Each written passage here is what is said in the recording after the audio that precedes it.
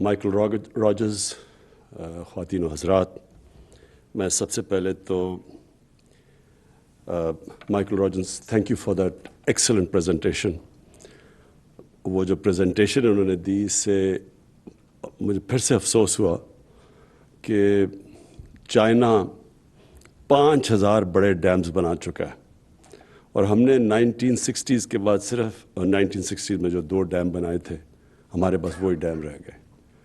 اور یہ جو انہوں نے ابھی پریزنٹیشن دی، اس میں یہ بھی افسوس ہوا کہ اس کوتاہی سے، اس کوتاہی کی وجہ سے ہمارے ملک کو کتنا بڑا نقصان ہوا.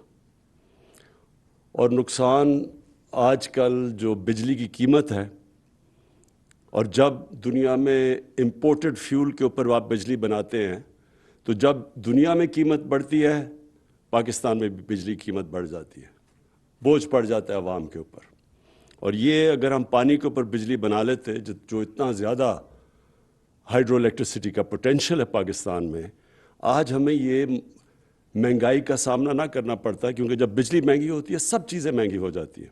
جس طرح جب تیل مہنگا ہوتا ہے تو اس سے بھی ٹرانسپورٹ ساری چیزیں مہنگی ہوتی ہیں، لیکن بجلی پاکستان میں تیل مہنگا ہونے سے بجلی بھی مہنگی ہو جاتی ہے، کیونکہ آدھی بجلی تیل سے بنتی ہے.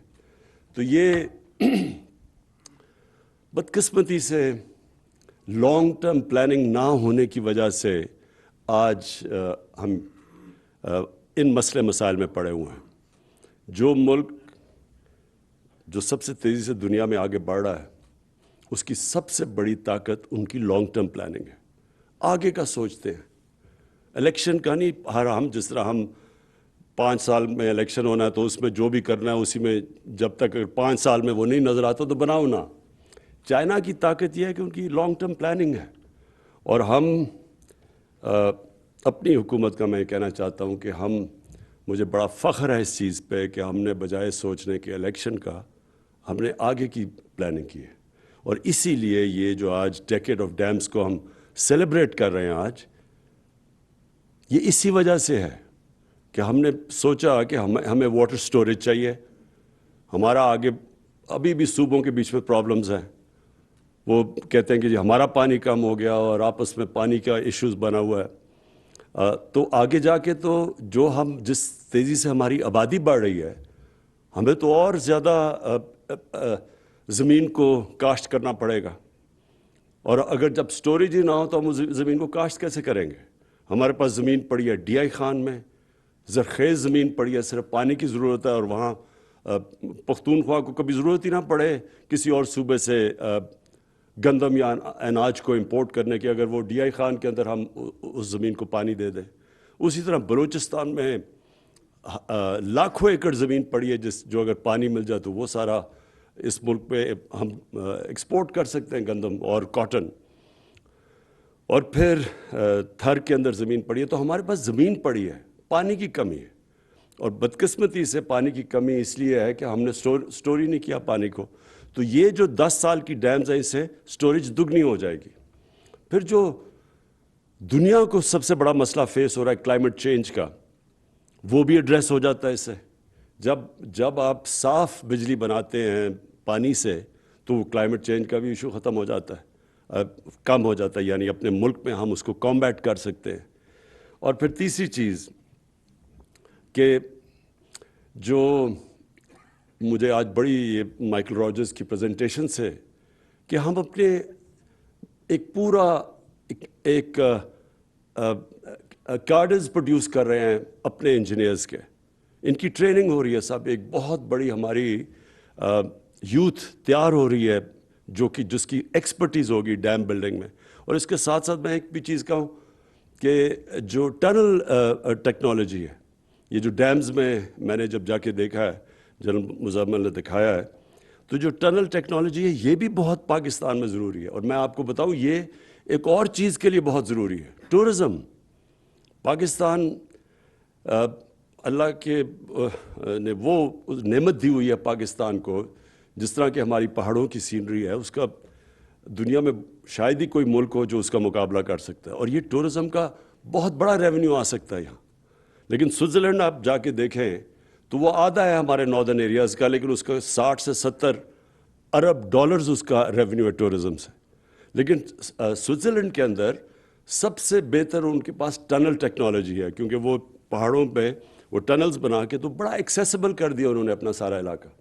تو اس کا جو اگلا ہمیں فائدہ ہوگا ڈیمز کی، یہ جو اب جس تیزی سے اب ٹنل ٹیکنالوجی پاکستان سیکھ رہا ہے، تو اس سے انشاءاللہ یہ آگے بھی اس کے بہت بڑے ہمارے فائدے ہوں گے.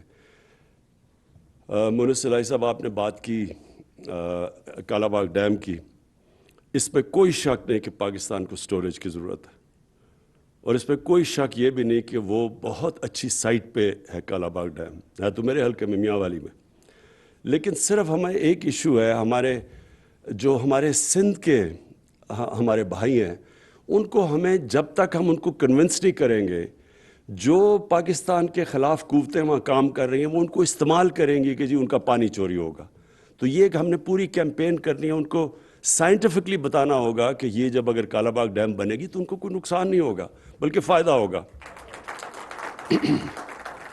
لیکن اس سے پہلے اگر ہم یہ شروع کریں گے تو جو لوگ انتشار پھیلانا چاہتے ہیں وہ اس کو استعمال کریں گے. تو میرا یہ پوائنٹ ہے اس چیز کے اوپر، کیونکہ ہم ایک فیڈریشن ہے اور ہمارا کوشش ہونی چاہیے کہ فیڈریشن میں ساری قوم کو، سارے صوبوں کو ساتھ لے کے چلیں. میں آخر میں مونس، آپ نے بڑی اچھی بات کی. آپ نے کہا کہ تحریک انصاف کو گھبرانا نہیں چاہیے میٹنگ سے. دیکھیں، تحریک انصاف کی تو میں نے ایسی ٹریننگ کروائی ہوئی ہے 25 سال میں. انہوں نے ایسے مشکل وقت دیکھے ہیں کہ تو وہ تو بیٹل ہارڈنڈ ہو چکے ہیں. لیکن جو گھبرائے ہوئے ہیں نا، ان کو اب چودھری صاحب کی صحت کا خیال آ گیا. چودھری صاحب، میں سمجھتا ہوں پاکستان کے وہ پولیٹیشین شاید ہی کسی کے پاس وہ سکلز ہوں پولیٹکس کے جو چودھری شجاعت کے پاس ہے. اور لیکن ان کو یاد آ جانا ہے ایک دم کہ ان کی صحت کے اوپر، یہ وہ لوگ ہیں جو وہ گھبرائے ہوئے ہیں. جو گھبرائے ہوئے ہیں وہ آج کل 20 سال پرانی اپنے جو ورکرز کی، اپنے جو MPs MNAs کی فوتگیاں ادھر بھی جا رہے ہیں آج کل، ان کو یاد آ گئی ہیں. تو اس لیے وہ گھبرائے ہوئے ہیں. ہمارا اس وقت آپ کے اوپر، آپ کی فیملی کے اوپر پورا اعتماد ہے. جناب جنرل مزمل، میں آپ کی ایک چیز کی خاص طور پہ تعریف کرتا ہوں. آپ کے اندر جو پیشن ہے، جس جنون سے آپ یہ پروجیکٹس کے پیچھے لگے ہوئے ہیں، میں نے کبھی بھی کسی کو اس طرح ایک ملک کا سوچ کے، ایک جہاد سمجھ کے کام کرتے نہیں دیکھا. تو میں آج خاص طور پہ آپ کو خراج تحسین پیش کرتا ہوں.